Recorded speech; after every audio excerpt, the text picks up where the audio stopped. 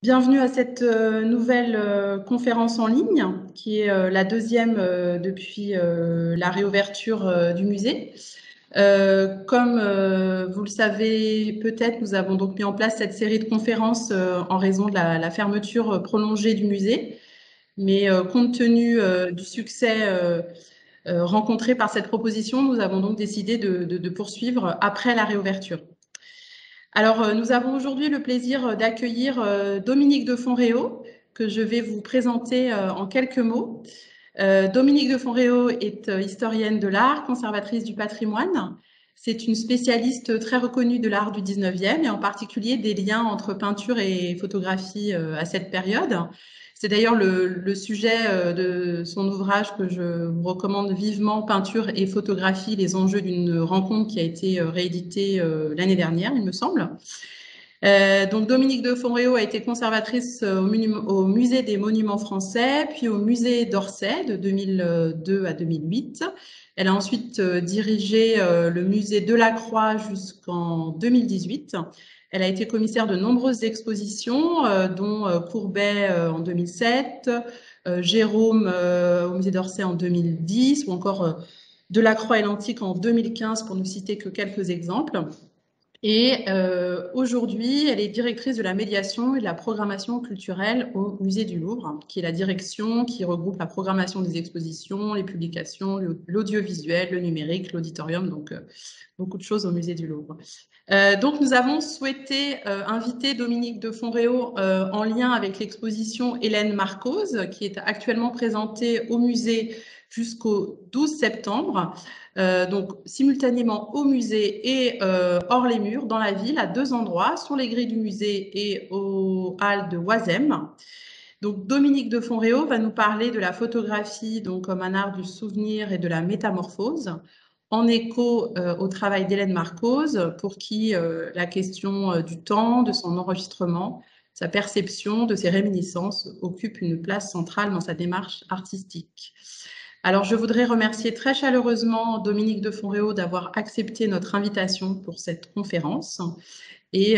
cher Dominique, je vais maintenant vous laisser la parole. J'ajoute juste que si vous avez des questions, elles sont les bienvenues. Vous pouvez les poser par écrit et que nous les relayerons à la fin de la conférence. Merci beaucoup. Pardon, un grand merci à Alice pour cette présentation. Merci infiniment. Bonjour à toutes et à tous. C'est un grand plaisir pour moi d'être là avec vous. Et vraiment, je remercie beaucoup Bruno Girvaud, Alice Fleury et l'ensemble des équipes du Musée des Beaux-Arts de Lille de m'avoir invitée. Je suis aussi très heureuse d'avoir été associée au catalogue de cette exposition Hélène Marcos, un très joli catalogue. Donc vraiment, je suis honorée d'être associée à une très jolie publication comme celle-là. Merci infiniment pour cela et je voulais saluer Hélène pour la qualité de son travail et la qualité aussi de ses liens avec les œuvres d'art, mais aussi avec l'institution du musée qui m'est chère. Donc aujourd'hui, je vais parler d'un sujet dont je suis assez familière, comme le disait Alice, qui est le rapport à la photographie du 19e siècle, puisque j'ai beaucoup travaillé sur la naissance et l'invention de la photographie et ensuite dans ses liens avec les autres arts. Et ce qui m'intéresse dans la conception de la photographie au 19e siècle, c'est à la fois évidemment son rapport au rationnel, au réel, à un enjeu de positivisme certain, mais aussi un rapport au merveilleux qui m'intéresse beaucoup de façon générale dans le 19e siècle et qui s'exprime notamment par l'invention de la photographie. Alors, je vais faire la chose la plus complexe pour moi, qui est le partage de mon écran. Une fois que j'y arrive normalement, c'est mieux. Voilà, ça a l'air de marcher, c'est pas mal. C'est plutôt bien. Je vais faire démarrer en écran. Donc, j'espère que tout ça s'affiche bien et que vous voyez les images. Donc, j'ai appelé cette conférence du titre que j'avais donné à mon article dans le catalogue de l'œuvre d'Hélène, donc Marcos, donc un art, la photographie, un art du souvenir et de la métamorphose. Alors, la photographie, vous le savez évidemment, c'est une invention qui date du premier tiers du 19e siècle. C'est une invention qui, et c'est très intéressant d'ailleurs, se développe au même moment dans différents pays du monde, et notamment la France, la Grande-Bretagne, les États-Unis, mais aussi le Brésil. Donc c'est intéressant parce qu'il y a quelque chose dans l'air du temps. Et la photographie, en fait, c'est pour être assez rapide, c'est une invention qui allie un procédé optique ancien, celui de la caméra obscura, hein, qui date donc de la fin du XVe siècle, début du XVIe siècle, et qui est utilisé par les peintres depuis, notamment par les peintres d'architecture, pour corriger des erreurs éventuelles de parallaxe. Hein. Donc, c'est finalement une invention ancienne d'un point de vue optique. Et puis, une invention chimique qui met du temps, d'ailleurs, à se mettre en place, puisqu'il faut attendre vraiment les années 1870 pour que l'invention chimique soit bien réglée et facilement transmissible à tous. Une invention chimique qui permet de fixer ces images qui se forment dans la chambre obscure et de pouvoir, du coup, les garder. Ce qui est intéressant, effectivement, c'est que cet enjeu de fixer ces images dans la chambre obscure, qui se forment dans la chambre obscure, cette intention-là est concomitante dans un certain nombre de pays, notamment la France et la Grande-Bretagne, qui sont souvent considérés comme les deux grands pays de l'invention. Le projet, les premiers essais datent du milieu des années 1810, hein, notamment par un homme qui s'appelle Nicéphore Niepce, hein, dont je vous le montre ici, je vais y revenir, ce qui est considéré comme la première photographie, donc la fenêtre vue de la fenêtre du Gras, qui date de 1826 et qui est conservée à l'université d'Austin au Texas. Et les premiers essais donc datent de 1816 environ, notamment de Niepce. Et ce qui est intéressant, c'est que Niepce n'est à proprement parler ni un scientifique, ni un artiste, et qu'il a cette envie de découvrir, c'est un peu un inventeur de génie touche à tout, mais il a cette envie de conserver les images aussi pour permettre aussi une diffusion et pour permettre aussi une exploration du réel. Donc, cette première photographie que je vous montre ici, hein, qui est un peu mythique et qui est presque plus un palimpseste de la photographie, une trace de la photographie, si c'est vu, donc, ce qu'il voyait de sa propriété du Gras qui était près de Chalon-sur-Saône, et en fait, s'il y a ces effets d'ombre, c'est que le temps de pose est très, très long. Puisqu'il a posé presque 72 heures, donc 3 jours, pour que les rayons du soleil puissent impressionner l'élément et donc permettre cette reproduction de la vision du réel. Je vais essayer de faire l'histoire courte parce que ça nous entendrait trop loin, mais dans les années 1820, à la fin des années 1820, Niepce s'associe avec quelqu'un qui lui est son parfait opposé, qui est Daguerre, hein, Louis-Jacques Mandé Daguerre. Daguerre qui est peintre de formation, qui est aussi un entrepreneur de spectacle. C'est l'invention du diorama, qui a été auparavant décorateur de théâtre, et tout ça, à mon avis, a beaucoup d'importance. Et bien que les deux personnages soient très différents, bien que Niepce se méfie de Daguerre, bien qu'ils appartiennent à des générations différentes, ils s'associent à la fin des années 1820, notamment parce que Daguerre apporte à Niepce quelque chose qui lui manque, qui est l'accélération des temps de pause, hein, cet enjeu des temps de pause qui est si important. Daguerre, lui, ce qu'il a en tête, hein, à la fois comme peintre et comme décorateur, c'est ces deux éléments et qui comptent vraiment beaucoup dans l'invention de la photographie. C'est à la fois la précision,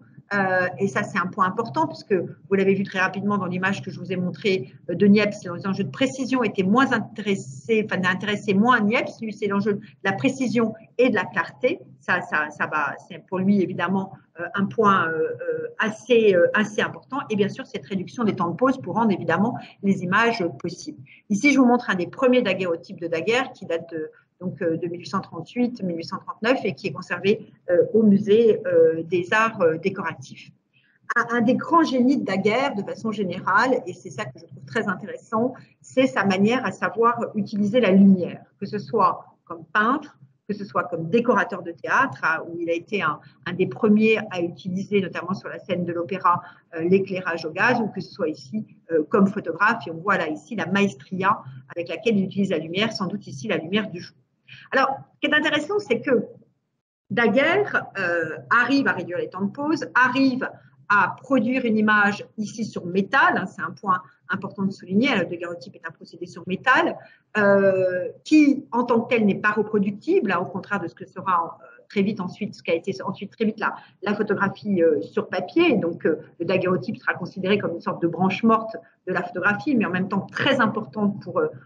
comment dirais-je, pour l'esthétique de la photographie. Et ce qui est intéressant ici, c'est que Daguerre, par cet enjeu de la précision et de la clarté, réussi à attirer notamment l'attention des scientifiques, et notamment quelqu'un qui a joué un rôle très important dans l'invention de la photographie, qui est François Arago, qui est à la fois astronome, physicien, mais aussi homme politique, et toutes ses qualités comptent pour le soutien qu'il apporte à Daguerre. Et il voit dans la photographie l'espérance d'un médium qui va lui permettre de réduire la transformation entre le phénomène et sa représentation par le dessinateur. Il espère que la photographie va finalement éluder complètement, abolir complètement cette distance entre l'objet représenté et sa représentation, ce qui est bien sûr une utopie, ce qui ne peut pas fonctionner. Mais il a cet espoir-là, et la photographie fait aussi écho à ses propres travaux en tant qu'astronome sur la lumière. Et le fait que la photographie soit défendue dans un premier temps par un académicien des sciences et présentée à l'Académie des sciences avant d'être à l'Académie des beaux-arts, va entraîner la photographie, qui est pourtant une invention via Daguerre de peintre et d'homme de spectacle, et via Niepce, une invention d'un amateur, va l'entraîner du côté des sciences en renforçant quelque chose qui là est aussi une utopie, qui est l'idée que la photographie donne une image exacte, réelle, du réel, une image vraiment de la réalité non transformée, ce qui n'est évidemment pas le cas, et ce qui est déjà évidemment pas le cas dans cette image que je vous présente ici, où ce sont des moulages notamment de coquillages et de pierres, et où vous voyez bien que l'arrangement n'est en rien une reproduction du réel, que cet arrangement, au contraire, a été très subtilement décidé par Daguerre pour jouer à la fois des formes et des lumières, et que, par essence, cette photographie, qui est une des toutes premières, réalisée par Daguerre lui-même, présente quelque chose qui métamorphose ce réel, et c'est quelque chose évidemment qui m'intéresse beaucoup et sur lequel nous allons développer. Deuxième daguerreotype toujours de Daguerre, c'est une vue, vous reconnaissez, du pavillon de Flore et du Louvre, donc pris là aussi en 1839, donc avant les grands travaux de Le Fuel, donc c'est le Louvre d'avant le Second Empire. En soi, cette photographie semble effectivement une reproduction assez exacte du réel et assez proche des reproductions des élévations de monuments et d'édifices, donc rentrer aussi dans un genre qui existe, sauf que il y a là une vraie transformation malgré tout, puisque le photographe, devant faire avec ce qu'il a devant lui, reproduit non seulement l'édifice prestigieux qu'est le Louvre et le parc tout aussi prestigieux que sont les Tuileries, mais reproduit aussi le bateau lavoir qui est au premier plan et que vous voyez ici,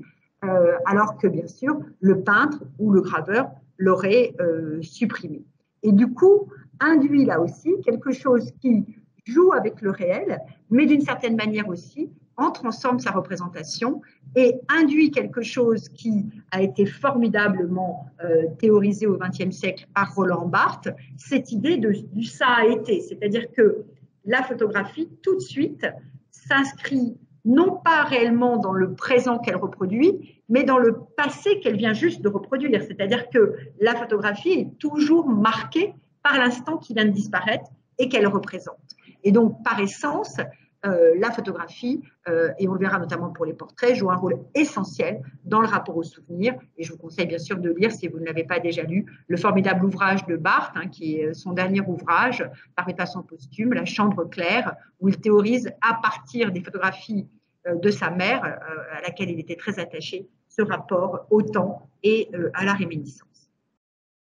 Ici, un daguerreotype qui n'est pas de Daguerre, mais qui est d'un de ses élèves, et qui montre là aussi cet arrangement tout à fait étonnant, c'est-à-dire que pour un art qui est préparé, qui est présenté comme le parangon de l'exactitude, qui est présenté par François Arago devant l'Académie des sciences, puis devant l'Assemblée nationale, puisqu'il réussit à faire voter une loi sur la photographie qui rend libre de droit le procédé du daguerreotype. Donc ça, c'est vraiment un point très important, et le fait qu'il ait été à la fois physicien et homme politique a évidemment joué. On voit bien que ici, ce qui est recréé ici par Fuseau, c'est une recréation qui inspire de l'atelier de l'artiste et avec un enjeu de virtuosité qui permettent de montrer la capacité du daguerreotype, on est là aussi en 1839, et la capacité du daguerreotype de représenter toutes les formes, toutes les matières, avec un enjeu très subtil de la lumière, puisque tout joue sur une lumière qui n'écarte pas exactement de la même façon les différents champs et sur de la profondeur de champ. Donc ça, c'est vraiment intéressant, c'est que finalement, parmi les premières représentations de Daguerre et ses disciples, on a ces ateliers d'artistes, c'est-à-dire que on a cette idée que cet art de l'exactitude dont Arago espérait qu'il lui permette d'économiser le temps de dessinateur scientifique, tout de suite se passe dans les pas d'une création artistique et d'une création de métamorphose de ce réel qu'elle compose et qu'elle réinvente devant son objectif. J'évoquais tout à l'heure le fait que Daguerre était un décorateur de théâtre talentueux. Hein. Il avait été décorateur de théâtre à l'ambigu comique et en 1820, il travaille donc à l'Académie royale de musique et de danse, donc l'Opéra de Paris, et il crée Aladin ou la lampe magique. Hein. C'est ici une vue scénographique qui est conservée à la Bibliothèque nationale de France. Et Aladin et la lampe magique est le premier opéra où on utilise, où Daguerre utilise de l'éclairage au gaz. Donc, il joue de façon très subtile des différentes sources lumineuses. Et c'est un point, et je pense qu'Hélène ne me contredira pas, c'est un point qui est toujours extrêmement important pour le photographe. C'est-à-dire qu'il faut avoir à l'esprit aussi que ce qu'on voit souvent de la photographie, c'est pas le premier geste du photographe, hein, c'est souvent son 20e, son 30e, son 50e, avec un travail au préalable et aussi un travail a posteriori sur le rapport à la lumière, qui est évidemment extrêmement bien étudié. Et on voit bien dans les quelques images que je vous ai montrées que Daguerre ou ses disciples avaient composé l'image préalablement et avaient attendu le moment de la lumière, hein, pour éclairer parfaitement bien les différents objets représentés. Cette maestria de la lumière, elle nous manque parce qu'évidemment le diorama que Daguerre avait créé au début des années 1820, donc près de l'actuelle place de la République, hein, la place dite du Château d'Eau alors, le diorama a été un spectacle qui attirait les foules, mais qui attirait aussi les artistes, hein, et qui permettait en fait, à travers une très grande toile, hein, qui faisait 14 par 20 mètres, donc une très très grande toile, qui avait été amincie à certains endroits pour permettre le passage de la lumière, au contraire, par certains côtés renforcés, par d'autres côtés subtilement percés de trous pour qu'il y ait un jeu de lumière. En fait, le diorama de Daguerre permettait de présenter un paysage qui se transformait, qui passait du jour à la lumière ou de la pluie au soleil, en jouant sur des effets, comme on le voit ici, dans un tableau qui est l'œuvre de Daguerre et qui est conservé au musée des Beaux-Arts de Rouen, en jouant sur des effets de ruines et de ruines notamment gothiques. Ici, le tableau est dit Roselyne de Roselyne-Chapelle, et qui a été acquis par le musée des Beaux-Arts de Rouen il y a une dizaine d'années de mémoire. Et on voit bien ici, alors évidemment, ce n'est que la pâle, comment dirais-je, première idée de ce qu'a été le diorama de Daguerre, mais on voit bien aussi comment il joue avec à la fois les fenêtres inférieures, avec à la fois les tribunes, le triforium, combien on joue sur les différentes sources de lumière et que ce sont ces différentes sources de lumière qui permettent ensuite ce passage de l'ombre à la lumière dans la toile du diorama ou de la tempête au soleil. Ce qui est très intéressant dans le point de vue de Daguerre, c'est qu'il associe dans sa conception photographique à la fois quelque chose qui lui vient de son expérience de peintre et dans cette idée aussi de clarté et de vision. Hein. Il est marqué dans sa peinture par une peinture aussi relativement néoclassique et d'une esthétique du trait, mais en même temps, il est aussi frappé par le théâtre dans cet enjeu de la représentation, et dans la représentation aux deux sens du terme, à la fois la représentation picturale, mais aussi la représentation théâtrale. La photographie s'établit très vite, comme a pu le souligner mon collègue et ami Michel Poivert, comme une image théâtrale de ce point de vue-là, et aussi théâtralisante, et donc induisant ce rapport à la métamorphose et induisant un rapport au spectateur que notamment l'exposition d'Hélène souligne de façon tout à fait intéressante. Alors cette métamorphose du réel et cette transformation, ce rapport au souvenir, ce rapport au ça a été, s'exprime évidemment par ces arrangements que je vous ai montrés à l'instant, de ces intérieurs d'artistes que je vous ai montrés à l'instant, mais s'exprime aussi par le paysage avec quelque chose qui marque très tôt les photographes, c'est l'idée de la virtuosité de retenir l'instant, puisqu'évidemment les temps de pause sont longs au départ, donc je vous disais 72 heures au départ pour Niepce, au moment où il s'associe avec Daguerre, il y a encore plusieurs dizaines de minutes, et puis au moment où Daguerre, en 1839, il y a quelque chose comme 2 ou 3 minutes, ne permettant encore pas aisément le portrait, mais très vite, puisque là on est dans les années 1850 pour ces deux images, on arrive à réduire en dessous du dixième de seconde, mais c'est une véritable prouesse. Et donc ça permet la représentation de quelque chose dont, évidemment, à nos yeux du début du XXIe siècle,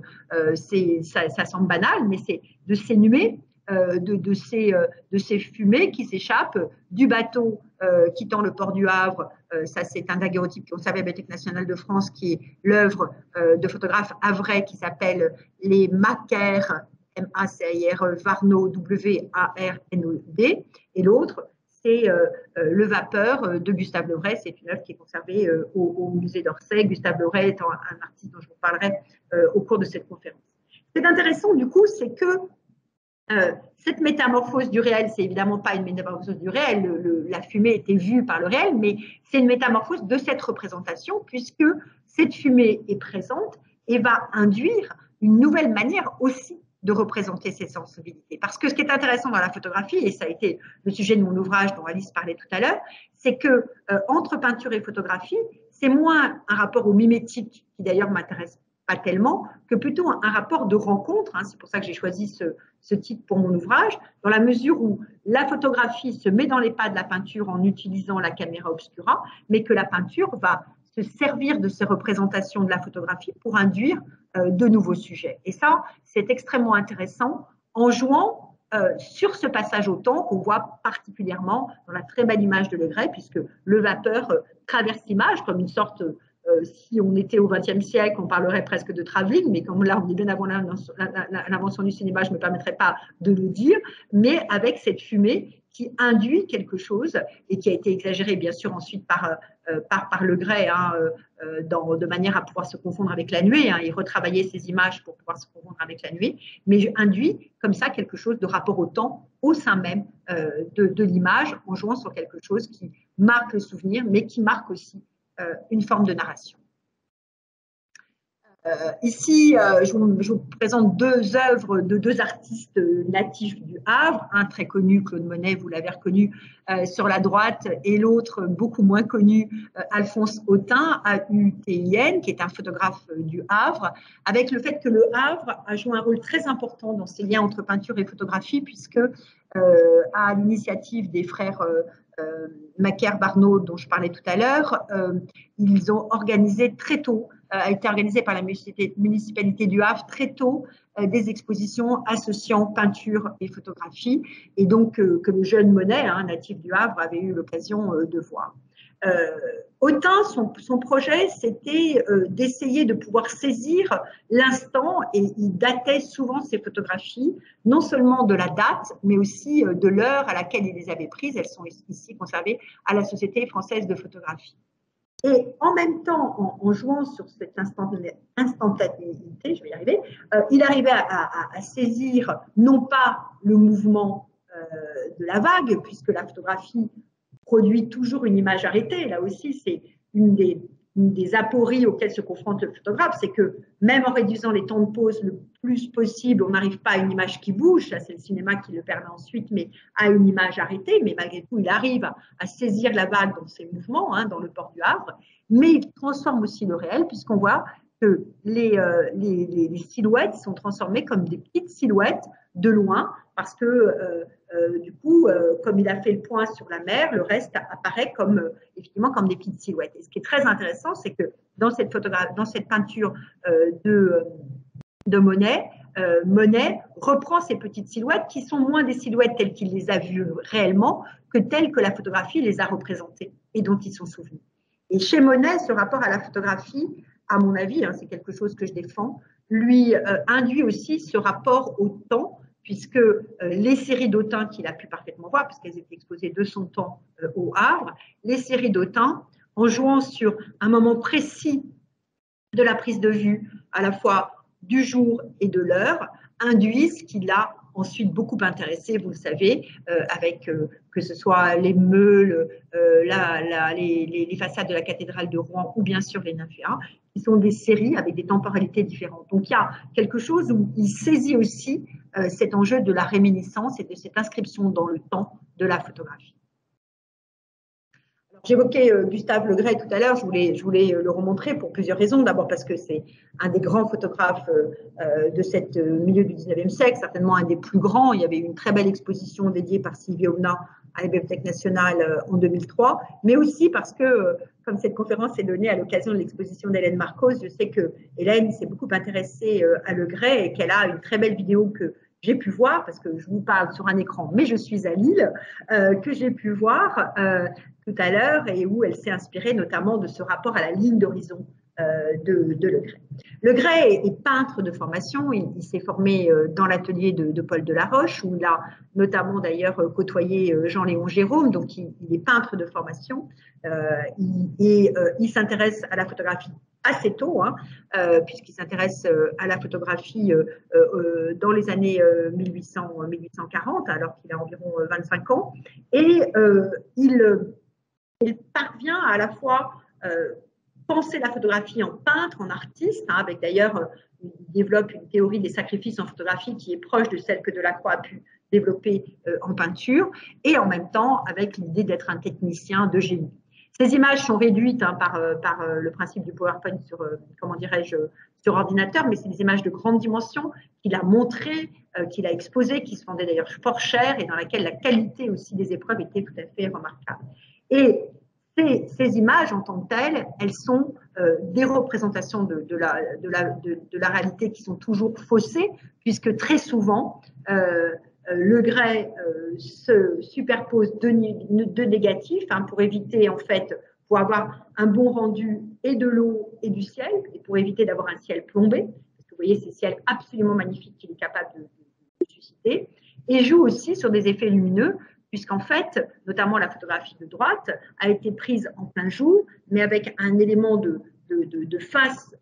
à l'objectif, de manière à donner ces impressions d'obscurité. Donc il y a quelque chose là qui se transforme et où la naissance et l'invention théâtrale de la photographie est sensible.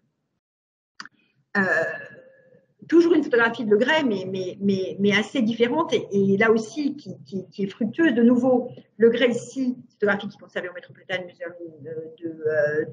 de New York et qui a été prise par Le Gray dans la forêt de Fontainebleau en 1856. Et ici, Le Gray à la fois se nourrit d'études d'arbres qu'il a pu voir auparavant, notamment les études d'arbres qui avaient été conçues par le peintre Achille Etna Michalon et qui avait été exposé, Michalon qui avait été le premier prix de Rome du paysage historique donc en 1817, mais qui en même temps induisent une nouvelle diffusion de ces images et induisent aussi un nouveau regard, puisque ce qu'il choisit de représenter ici, ce ne sont pas les chaînes dans leur ensemble, comme le fait souvent la peinture, mais simplement une partie du tronc, extrêmement tronquée, ce qui fait que notre regard fait que nous sommes englobés, invités, nous, en tant que spectateurs, à rentrer dans la forêt, une forêt qui nous domine, puisqu'elle excède la part du cadre, et qu'on voit que là où il a travaillé la lumière, c'est bien évidemment sur la représentation des lignes, mais plus encore sur la représentation des matières, et on le voit à la fois pour le tronc, pour les rochers au premier plan, mais aussi pour les feuillages. Et ces photographies de Le Gray qui étaient exposées ont notamment très certainement inspiré Courbet pour le chêne de Flagey, et en partie aussi également Monet, qui est doublement inspiré par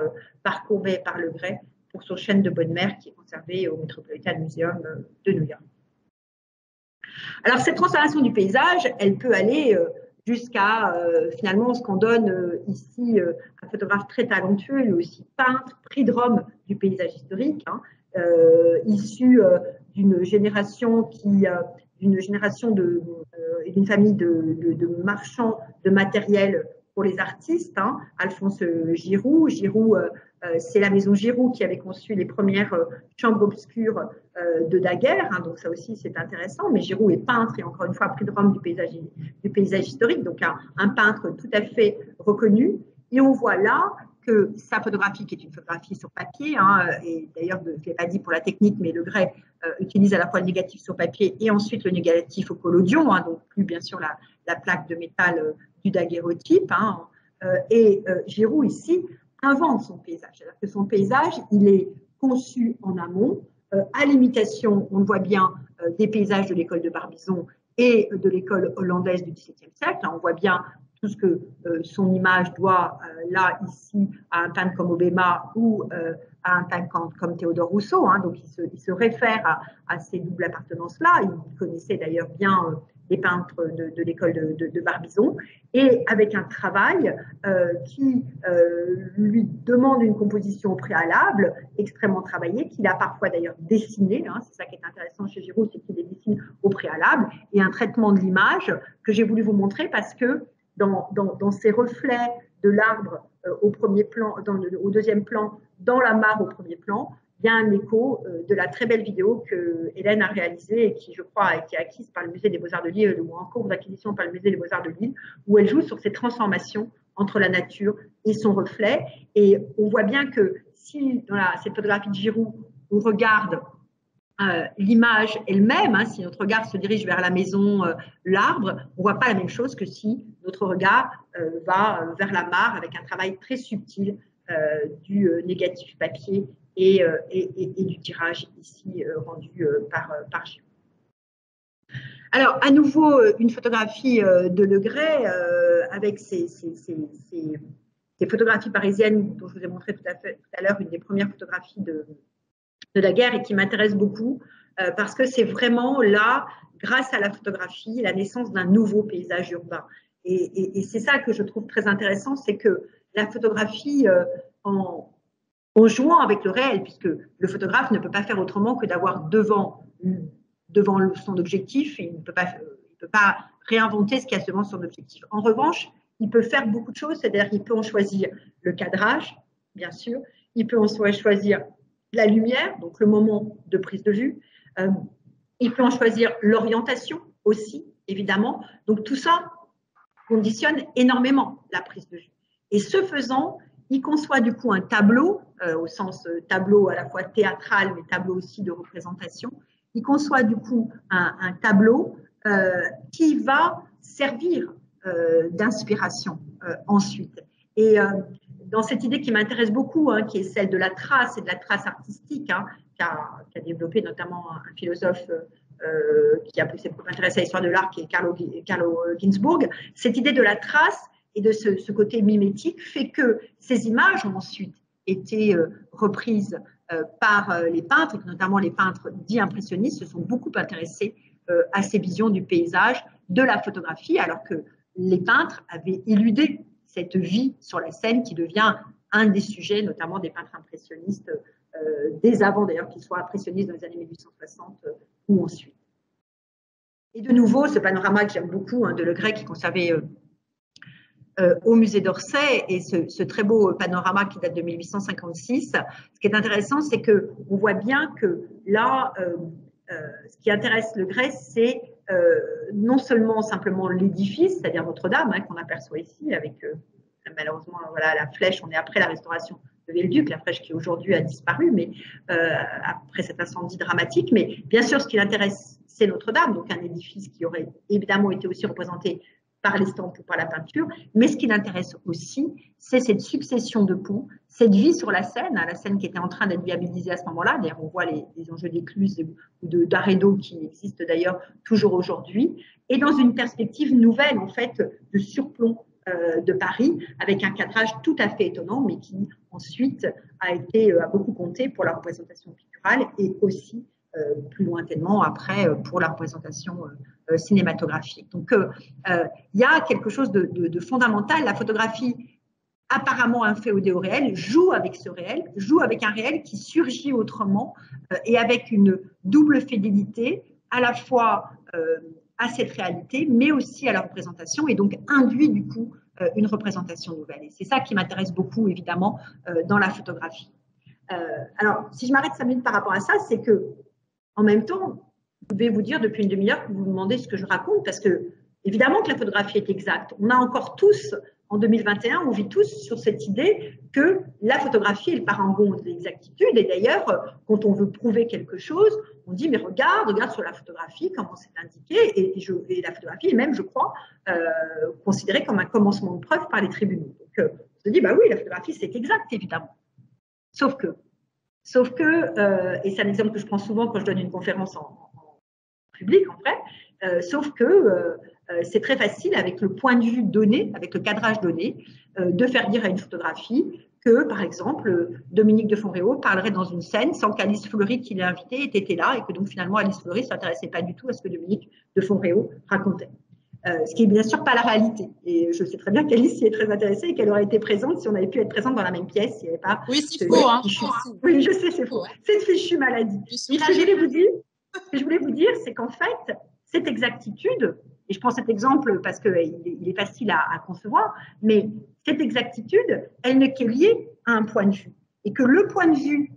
du photographe et le point de vue qui nous impose à nous, spectateurs, devient une distorsion par rapport à l'exactitude supposée. Et pourtant, cette utopie d'exactitude de la photographie est certainement une des utopies les plus ancrées dans la pensée. Et c'est ça qui est très intéressant parce que c'est dans cet espace, et l'œuvre qu'Hélène Marcos présente au Musée des Beaux-Arts de Lille le montre bien, c'est dans cet espace entre cette exactitude supposée et les créations photographiques, hein, les épreuves photographiques, dans cet espace qui existe, cet espace mental qui existe, que du coup peut rentrer tout cet art de métamorphose du photographe quand il l'a compris. En général, tous les photographes le comprennent, c'est-à-dire qu'ils comprennent qu'ils ont la possibilité là d'une transformation. Ou a priori par la conception de l'image, ou a posteriori en retravaillant notamment, et ça arrive très tôt, les négatifs. Hein, il faut dire que ça arrive tout de suite, ça arrive même avant les négatifs, puisque les daguerreotypes sont eux-mêmes, dès les années 1840, repeints. Donc, cette distorsion-là arrive tout de suite, ou bien sûr avec les tirages. Et c'est ça qui est extrêmement intéressant, parce qu'on joue du coup dans un double rapport à la transformation du réel et aussi à son inscription dans le temps. Quelques exemples. Alors, un exemple qui est évidemment, enfin, pour certains d'entre vous, vous savez, qui est très cher. Hein, Courbet reste mon grand artiste d'élection et sur lequel j'ai beaucoup travaillé, sur lequel je travaille déjà toujours beaucoup d'ailleurs, à vrai dire. Et si je vous présente ces deux œuvres-là, l'une bien connue, hein, qui sont les baigneuses de 1853 conservées au musée Fabre à Montpellier, et l'autre, une photographie de Julien de Vallou de Villeneuve qui est conservée à la Bibliothèque nationale et qui date de 1852. Courbet s'est inspiré de la photographie de Vallou de Villeneuve pour ses baigneuses, et il se trouve que les artistes à ce moment-là partageaient le même modèle, hein, qui s'appelait, pour la petite histoire, mais ça n'a pas d'importance, Henriette Bognon, mais vous pouvez oublier son nom. Ce qui est intéressant ici, ce que je voulais vous montrer, c'est que ici, c'est la photographie qui triche et la peinture qui révèle. La photographie triche parce que si on regarde attentivement l'épreuve de Vallou de Villeneuve, le négatif papier a été retravaillé, l'épreuve elle-même a été retravaillée. Il a aminci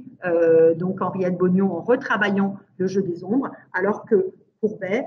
souhaite montrer la puissance physique de cette femme, dont on dit, mais je pense que c'est en partie apocryphe, que l'impératrice aurait donné un coup de cravache sur ce postérieur qui injuriait ses sens. Donc là, c'est intéressant, c'est que on voit bien qu'un peintre comme Courbet, hein, qui arrive à Paris au moment où la photographie s'invente, hein, Courbet arrive en 1839 à Paris, a compris aussi un certain nombre d'enjeux par rapport à la photographie, et que la photographie lui permet quelque chose qui l'intéresse, à mon avis, beaucoup, en tout cas c'est ce que je défends depuis déjà de très nombreuses années, c'est que ça lui permet d'être à la fois sans le dire, fidèle à une forme d'idéal de pose de la peinture, parce que ici, d'ailleurs, que ce soit la baigneuse de Courbet comme celle de Vallou de Villeneuve, elle est très proche de pose traditionnelle de la peinture, mais en même temps, en jouant avec la réalité, puisque cette femme a existé et a posé devant l'objectif de Vallou de Villeneuve, comme elle a posé dans son atelier. Donc là, il y a quelque chose de très intéressant qui, de nouveau, joue sur le rapport en fait entre la réalité et l'invention, et qui joue aussi dans ce rapport de l'existence, puisque cette femme s'est présentée, a été là, et en même temps n'est plus aujourd'hui, mais est conservée dans un état qui était le sien à un moment donné par la photographie. Donc aussi ce rapport au souvenir.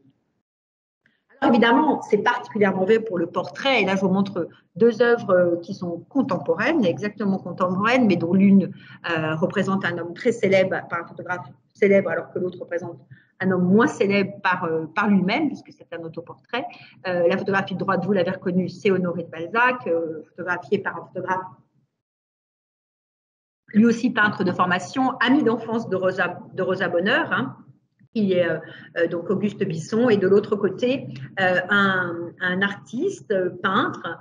qui a été un photographe très tôt, hein, dès le début des années 1840, qui s'appelait Eugène Leboeuf, et dont nous avions pu, avec Quentin Bajac, présenter les daguerreotypes à l'exposition dont nous étions commissaires en 2003. Et ce qui est très intéressant, c'est que ces deux œuvres, qui sont très tôt, hein, vraiment, qui ont demandé quand même des temps de pause d'ailleurs assez longs, hein, puisqu'on est dans les tout début des années 1840 pour les deux œuvres, hein, qui sont contemporaines, il y a quelque chose de tout à fait intéressant parce que c'est le surgissement d'une personnalité grâce à la photographie qui est à la fois fidèle au trait, mais différente de celle de la représentation picturale ou estampée. Évidemment, pour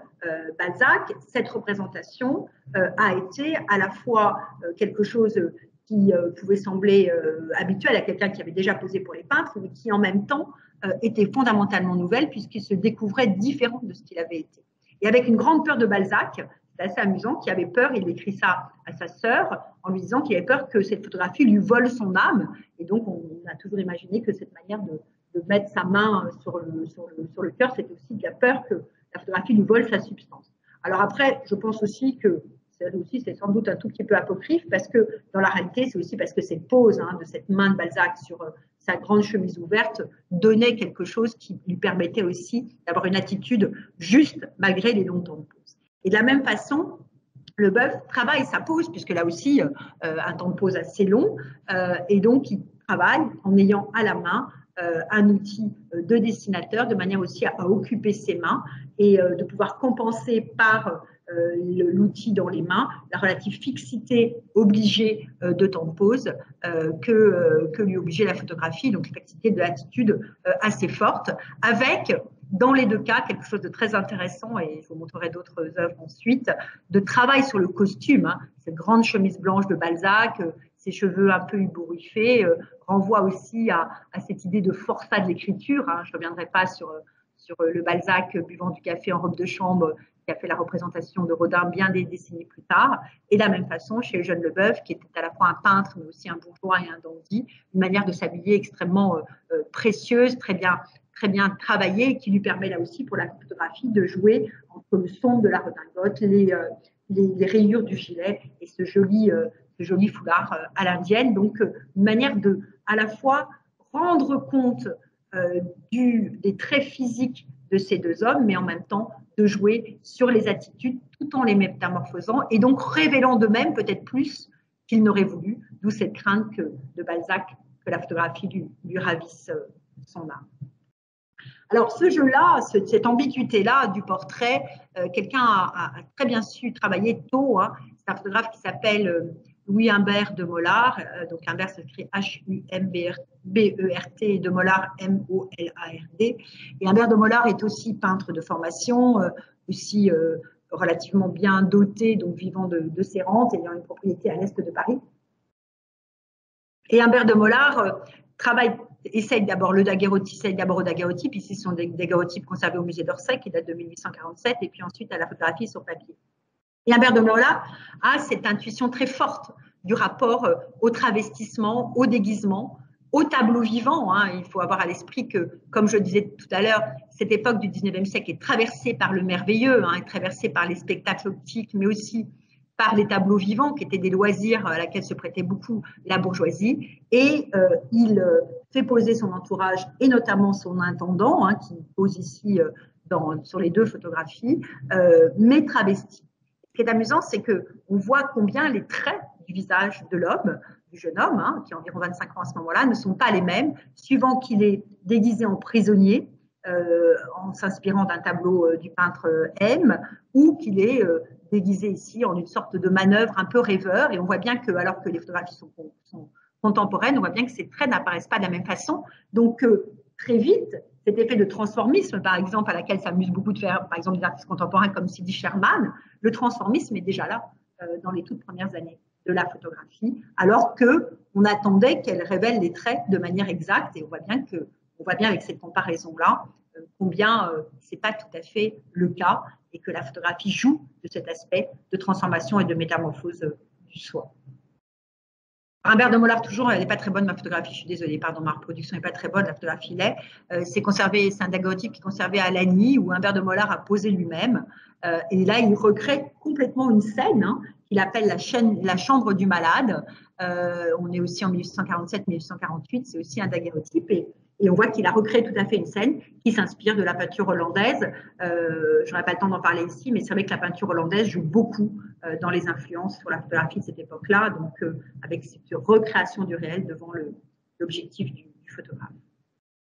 De la même façon, et ici c'est une photographie très belle, un très beau daguerréotype conservé à la Société française de photographie, un grand photographe qui était un des grands rivaux de Daguerre, qui s'appelle Hippolyte Bayard, qui a inventé un procédé sur papier, qui a été la voie féconde de la photographie, mais qui s'est aussi livré au daguerréotype auparavant. Et ici, il représente Jules Ziegler, qui était à la fois peintre, mais aussi peintre élève d'Ingres, mais aussi céramiste. Et ce qui est intéressant ici, c'est que ce portrait est un portrait, bien sûr, fidèle au trait de Ziegler, qui était un homme très impressionnant, avec des traits marqués, avec une pilosité, une chevelure très brune, qui apparaissent ici, mais en même temps, c'est aussi un portrait qui est un double portrait et du peintre et céramiste et du photographe, puisqu'il est fidèle, ici Bayard est non seulement fidèle à Ziegler lui-même dans ses différents arts, le rapport à la peinture, mais le rapport aussi à la céramique, le rapport à la peinture par le choix de le représenter tel qu'il représente certains de ses modèles, Ziegler, donc il y a une évocation des œuvres de Ziegler et des vases qu'il a réalisés, mais en même temps un hommage à ce que lui-même Bayard crée, puisqu'il y a ce rapport aux ombres et ce rapport à ce jeu de la lumière qui est une sorte de manière de saluer sa propre conception. Donc là aussi, une sorte de métamorphose qui n'est pas l'image immédiate, mais au contraire une image extrêmement travaillée. Donc là aussi, on sait qu'elle a été particulièrement étudiée en amont par les deux hommes. Ce qui est intéressant aussi, c'est que souvent, et c'est le cas ici, le modèle comme le photographe travaillent ensemble à cette conception-là. Et c'est vrai que c'est quelque chose qui existe aujourd'hui. Alors, Métamorphose, deux œuvres que j'aime beaucoup d'un photographe que vous connaissez au moins de nom, qui est Nadar, Félix Tournachon dit Nadar, un très très grand photographe du 19e siècle, qui a aussi pour lui la longévité, puisqu'il meurt au début du 20e siècle, et donc il y a eu un des ateliers les plus couronnés de succès du 19e siècle, qui a écrit ses mémoires quand j'étais photographe. Et puis, pour la petite histoire, c'est dans l'atelier de Nadar en 1874 qu'a lieu la première exposition, dite ensuite impressionniste, donc Boulevard des Capucines. Nadar, ce qui l'intéresse dans la photographie, c'est à la fois la dimension, bien sûr, de savoir reproduire les traits de ces modèles, mais aussi de pouvoir, comme on voyait tout à l'heure avec les photographies de Bisson et de Leboeuf, de pouvoir garder une vérité intérieure. Que la photographie ne soit pas exacte du point de vue des traits, mais soit exacte du point de vue de la pensée. Et ici, les deux œuvres que je vous montre, l'une, c'est un portrait de Baudelaire, vous l'avez reconnu, l'autre, c'est un portrait de Berlioz, je pense que vous l'avez reconnu aussi, datant tous les deux des années 1850, avec un travail absolument remarquable, tous les deux conservés d'ailleurs au musée d'Orsay, pour Baudelaire, qui est un ami proche de Nadar, et Baudelaire, malgré ce qu'il écrit sur la photographie, connaît bien la photographie aussi de l'intérieur. Pour Baudelaire, il y a quelque chose de tout à fait étonnant, puisqu'il le fait presque disparaître dans ce fauteuil où il est à demi incliné, et ne surgit simplement que le visage et les mains, avec quelque chose d'assez fort, et cette signature de Nadar qui accompagne la pose du poète, où on voit qu'il y a là un lien fort qui est établi entre les deux hommes, et avec quelque chose où finalement Baudelaire apparaît comme une sorte de fantôme de lui-même, mais avec aussi une présence très forte, puisque notamment la main qui est posée sur son genou est très précisément, ressort de façon très précise et très forte. Et pour Berlioz, il y a quelque chose d'assez anecdotique, mais très amusant et très intéressant par rapport à cette idée de faire surgir la vérité intérieure et savoir réinventer en fait aussi la présence du modèle. C'est que quand Berlioz vient poser chez Nadar ou Saint-Lazare, Nadar est très surpris par ce petit homme tout petit et assez frêle. Et il imaginait évidemment que l'auteur de la symphonie fantastique ou des Troyens était une sorte de géant. Nadar lui-même mesurait plus d'1,90 m et était salué pour sa beauté. Puis il est un peu ennuyé par le manque comment dirais-je, de prestance de Berlioz, même si Berlioz par ailleurs avait une intelligence très aiguisée et une très grande présence. Et du coup, il a cette idée assez géniale de lui mettre ce très grand manteau qui l'enveloppe et qui lui donne une puissance que son corps lui-même n'avait pas. Donc, jouant sur une représentation qui est ensuite devenue une représentation très, très souvent reproduite, celle de Baudelaire d'ailleurs aussi, mais qui sont finalement non pas des représentations complètement mimétiques, mais des représentations qui jouent dans la transformation à la fois du modèle, mais aussi du photographe dans un dialogue qui les associe. Alors là, une des grandes inventions du 19e siècle, c'est celle de la carte de visite, inventée par Disdéry. Disdéry qui ensuite a un atelier très, là aussi, couronneux de succès, où se presse toute la bonne bourgeoisie et même l'aristocratie à la fois française, mais aussi européenne, pour ces cartes de visite. Et il y a maintenant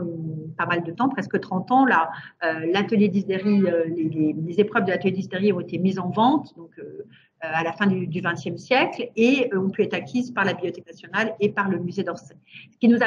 a permis pour les historiens de voir aussi comment Disdéry travaillait, ce qu'on savait déjà, mais d'avoir aussi ces planches qui en fait se font apparaître sur la même épreuve différentes vues qui ensuite auraient été coupées pour être données en carte de visite. Et là, c'est la comtesse Asfeld avec ses enfants, donc elle avait une famille assez nombreuse, comme vous le voyez, et on voit qu'il y a une sorte de véritable scénario, comme on le voit souvent avec Disdéry, c'est-à-dire qu'il fait se succéder devant son objectif plusieurs différentes personnes pour jouer sur un élément et pour pouvoir finalement proposer à son modèle, à ses modèles, l'image qui les séduira le mieux. Et donc, que j'aime beaucoup dans ces épreuves non découpées de Disdéry, c'est qu'on joue aussi sur un enjeu de narration et que je ne suis pas sûre que Barthes n'ait jamais vu ça, puisque ça n'était pas révélé à l'époque où il a écrit La Chambre claire, mais là, on joue vraiment sur cet enjeu aussi de la réminiscence et du souvenir. Alors, je reviens à Nadar et à son frère, donc Adrien Tournachon. Adrien Tournachon était associé à son frère Félix et les deux frères obtiennent la médaille d'or de l'exposition universelle de 1855 où la photographie est exposée. Alors, on n'est pas exposée au rang des Beaux-Arts, mais est exposée au Palais de l'Industrie avec cette série absolument formidable des Pierrot, pour lequel ils ont fait poser le mime de bureau dont le père, vous savez, a été immortalisé au XXe siècle par les enfants du paradis. Donc, ce mime de bureau qui, comme son père, avait réinventé la figure du Pierrot qui est une figure pour les artistes romantiques, qui est une figure dont il s'inspire, avec à la fois sa naïveté, mais aussi son côté roué, et puis ce côté un peu à distance de la société du temps. C'est vraiment les deux bureaux qui imposent une vision moderne du Pierrot, qui est celle qu'on voit aujourd'hui, le Pierrot avec le visage blanc, la calotte noire et ce grand habit blanc. Et les deux frères Tournachon, donc Félix Nadar et Adrien Tournachon, ont cette idée absolument géniale d'associer à la fois cette représentation théâtrale du mime du Pierrot de bureau, avec la représentation des figures d'expression, les figures d'expression étant, vous le savez, du point de vue de la peinture académique, le grand exploit du peintre, c'est-à-dire de savoir comment pouvoir exprimer les différentes expressions. Ici, on a à la fois, j'ai choisi pour vous, le Pierrot surpris et Pierrot photographe, qui est une sorte en fait d'introduction et de vision, et qui j'ai choisi aussi pour Hélène dans cette confusion entre le photographe et son spectateur. Alors, toujours dans un même degré de ce rapport aux têtes d'expression, et ici, je vous mets en comparaison ce rapport des têtes d'expression de Charles Lebrun, donc le grand artiste du XVIIe siècle, sur l'effroi, qui est conservé à l'École des Beaux-Arts, et une épreuve de Duchesne de Boulogne, qui était un physiologiste. C'est lui qui a notamment identifié la myopathie dite toujours de Duchesne, cette maladie terrible. Et il travaillait là aussi sur les expressions et sa manière de de les faire surgir. Alors, c'était assez horrible parce qu'en fait, ça avait des sortes de petits électrodes. Là, ça ne devait pas du tout être agréable. On est ici au milieu des années 1850. Mais ce qui est très intéressant, c'est qu'il demande à son modèle de reprendre des expressions qui sont des expressions, des têtes d'expression. Et on voit bien là aussi que la photographie ne cherche pas à reproduire ce qui est immédiatement, mais conçoit au préalable en s'inspirant là aussi à nouveau du dessin et de la peinture, ce qui sera représenté. Les épreuves sont aussi conservées à l'école des Beaux-Arts et je renvoie aux très beaux travaux de Catherine Maton sur Duchesne de Boulogne. Pour conclure, parce que je crois qu'on est à peu près à la fin de cette conférence, pour conclure, je voulais vous montrer quelque chose qui a longtemps pas intéressé et qui maintenant intéresse énormément et qui d'une certaine manière intéresse énormément notre œil à nous d'observateurs contemporains qui avons aussi dans l'œil les travaux des surréalistes notamment, c'est combien la photographie qui sert ici de modèle pour peindre, ces deux œuvres qui sont conservées au musée d'Orsay que j'avais eu la grande joie d'acquérir, j'avais acquis le fonds pour le musée d'Orsay, donc d'un peintre qui s'appelle Edmond Lebel, qui est un peintre académique proche de la princesse Mathilde et dont avec des péripéties que je pourrais vous raconter à ceux que ça intéresse, on a pu acquérir le fonds de photographie alors qu'on ne savait pas qu'il était photographe. Et ce qui est très intéressant, c'est qu'à la fois, il fait travailler, il fait poser des modèles dans son atelier pour des poses qu'il reprend ensuite dans sa peinture, mais on voit que la photographie révèle l'intérieur de l'atelier avec les caisses sur lesquelles est assis celui qui est sans doute son cousin, les tableaux posés sur le chevalet, ici son fils qui pose, qui est soutenu par différentes personnes. Et ce qui est intéressant dans ces photographies, c'est que finalement, elles offrent une profondeur que la peinture n'a pas, et elles offrent cette profondeur à la peinture, puisque tout à coup, elles induisent dans la peinture, quand on la regarde ensuite, cette profondeur de sa conception, qui est évidemment extrêmement intéressant et induit là aussi cette notion de durée et de temps. De la même façon, des photographies qui ont été là aussi classées, révélées, relativement tardives à la fin du XXe siècle, grâce notamment à Geneviève Lacambre, qui sont les photographies que Gustave Moreau faisait prendre à son secrétaire qui s'appelait RUP, R-U-P. Et là aussi, de la même façon, on joue sur le rapport à la peinture. Moreau se sert de ces photographies pour notamment son grand tableau des Argonautes, avec d'ailleurs une inversion des genres, puisque la femme qu'on voit ici pose pour Jason, donc c'est vraiment tout à fait assez étonnant et pas assez intéressant. Mais là aussi, avec l'envers du décor et avec notamment, vous voyez, les cordes qui tiennent le mobilier et qui parfois d'ailleurs maintiennent lui-même la pose du modèle et qui jouent sur l'envers du décor et induisent une profondeur là aussi nouvelle narrative à la peinture. Toujours le même cas, et c'est quelque chose sur lequel j'avais travaillé il y a maintenant d'assez nombreuses années, c'est le fonds de photographie très important, toujours en main privée, auprès de la Fondation Mucha, qui est tenue par les héritiers Mucha, du peintre d'origine tchèque, donc Alphonse Moura ou Mucha comme on dit en français, grand affichiste et qui avait vécu longtemps à Paris et qui a beaucoup travaillé sur la photographie. Et j'avais l'occasion de pouvoir un peu présenter ce que j'avais appelé ce petit théâtre photographique de Mucha, avec quelque chose de très intéressant parce que à la fois il choisit ses modèles pour leur présence sur la photographie, dans la photographie, mais aussi sur la toile. Les modèles qui sont pour la photographie sont aussi des modèles pour la toile, mais en même temps avec des choses tout à fait étonnantes parce que l'armure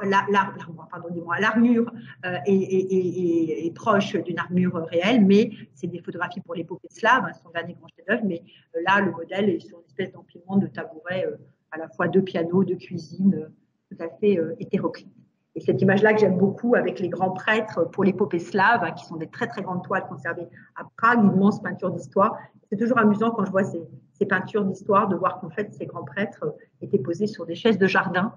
dans une loggia que Mucha était donc celle de son hôtel particulier. Et ce qui est intéressant, c'est qu'en fait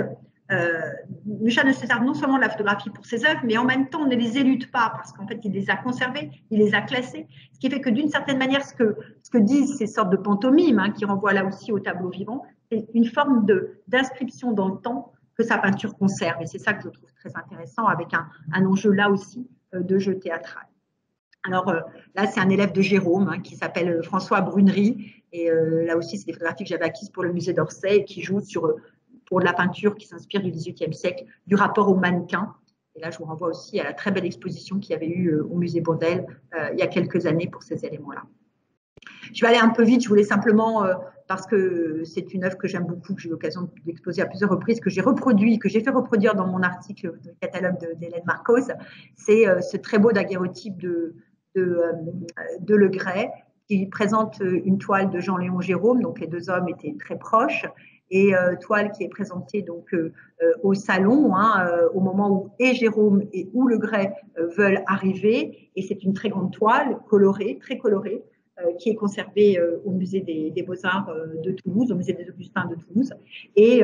Le Gray arrive à ce tour de force de reproduire la peinture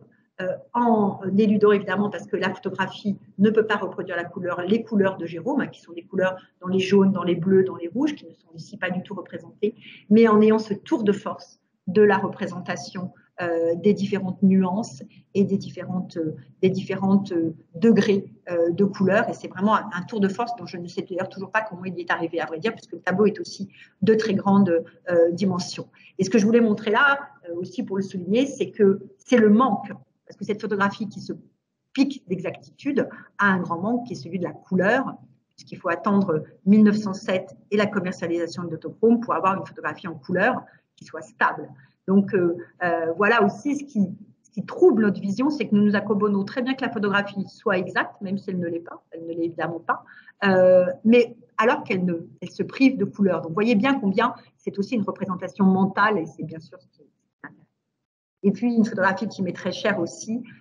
qui a été retrouvée dans les années 1990 dans l'atelier d'Ingres, conservé en partie au musée Ingres de Montauban, avec, pour illustrer ce rapport au souvenir et à la remémoration, c'est un tableau, le tableau qui est au premier plan, devant un tableau d'Ingres. Le tableau qui est au premier plan est un tableau peint par Ingres d'après sa première femme, et qui, dit-on, aurait été détruit à la demande de sa seconde femme, sans doute un peu jalouse, mais voilà, c'est ainsi. Et ce qui est intéressant, c'est que Ingres a souhaité en conserver la trace, puisqu'il fait réaliser ce daguerreotype par un photographe qui s'appelle Désiré Millet, au tout des débuts des années 1850, avant de détruire le tableau. Et tout ça se passe dans son atelier, avec l'intimité de l'atelier, mais aussi ce désir de garder quelque chose qui a disparu. Sa femme s'étant éteinte, malheureusement elle était décédée, sa première femme, mais aussi le tableau devant ensuite être détruit. Je conclurai, et c'est vraiment une occasion directe à l'œuvre d'Hélène, j'ai beaucoup apprécié cette rencontre, et Hélène, vous le savez, avec un photographe qui s'appelait Charles Aubry, qui avait lancé une entreprise au début des années 1860 pour pouvoir composer par la photographie des modèles pour les tapissiers et les décorateurs. C'est la raison pour laquelle ces photographies qui sont aujourd'hui conservées au musée d'Orsay avaient été retrouvées au Mobilier National, et donc c'est un dépôt du Mobilier National au musée d'Orsay. Et Aubry composait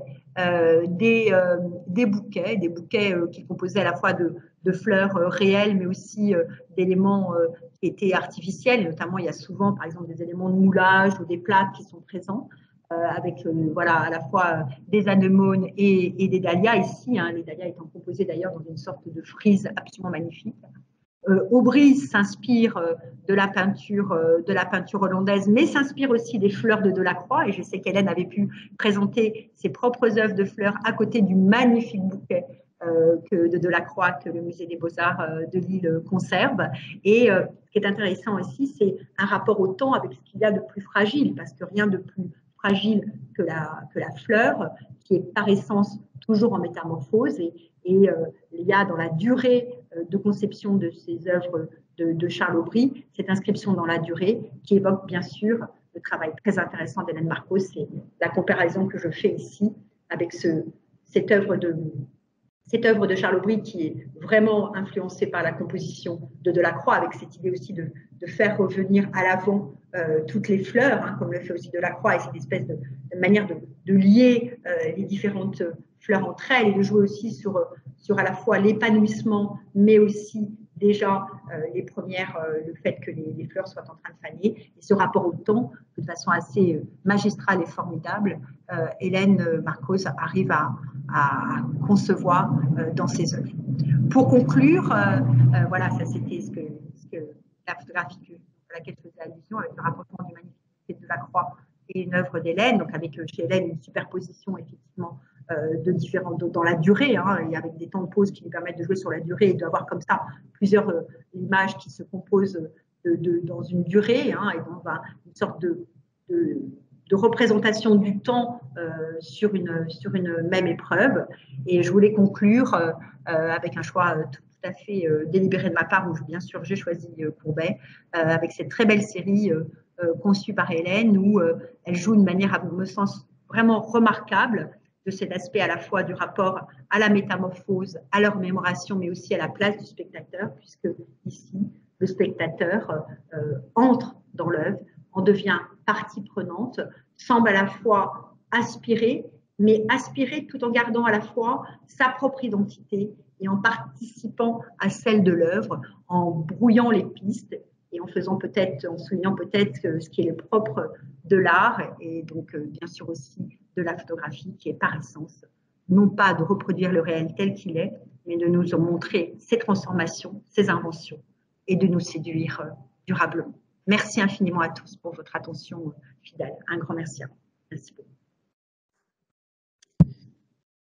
Merci pour cette intervention passionnante. Des allers-retours entre peinture et photographie qui nous permettent justement de regarder aussi la peinture d'un autre œil. Alors, il y a, je crois, quelques questions que je vais donc relayer. Alors, il y a une question de Cordélia Toré, qui est la responsable de notre cabinet des dessins. Que je connais bien. Bonjour Cordélia. Alors, Cordélia, c'est plutôt une question justement sur le lien entre la photographie et le dessin. Donc, Cordélia demande si l'invention, le développement, la diffusion de la photographie a encouragé certains artistes à plus ou moins dessiner pour eux-mêmes, pour des croquis ou pour des dessins préparatoires. Enfin, c'est voilà, le rapport photo-dessin. A priori, non. Ce qui se met plutôt en place, c'est ça. Il y a assez longtemps que j'avais participé à l'exposition que Sylvie Aubenas avait organisée à l'ABN sur le photographe et son modèle. C'était il y a maintenant presque 30 ans, et on avait imaginé qu'en fait, seuls certains artistes s'intéressaient à la photographie. Ce dont on s'est rendu compte maintenant au fur et à mesure, et notamment avec comment dirais-je, la découverte ou l'invention